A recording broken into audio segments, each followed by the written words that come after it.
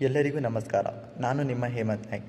ಈ ವಿಡಿಯೋದಲ್ಲಿ ನಾನು ನಿಮಗೆ ಒಂದು ವಿಷಯದ ಬಗ್ಗೆ ಅರಿವನ್ನು ಮೂಡಿಸುತ್ತೇನೆ. ಅದೇನೆಂದರೆ APK ದಾಳಿ. ಈ ದಾಳಿಯಿಂದಾಗಿ ಹಲವು ಜನರು ಮೋಸಕ್ಕೆ ಒಳಗಾಗಿದ್ದಾರೆ.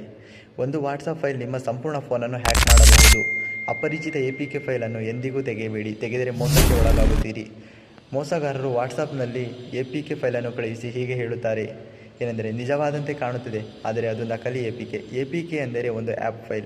ನೀವು ಅದನ್ನು ಇನ್ಸ್ಟಾಲ್ ಮಾಡಿದರೆ ಸಾಕು, ನಿಮ್ಮ ಫೋನಿನೊಳಗೆ ಸಂಪೂರ್ಣ ಪ್ರವೇಶವನ್ನು ಕೊಡುವಂತಾಗುತ್ತದೆ. APKಯು ಸಂಪೂರ್ಣ ನಿಯಂತ್ರಣ.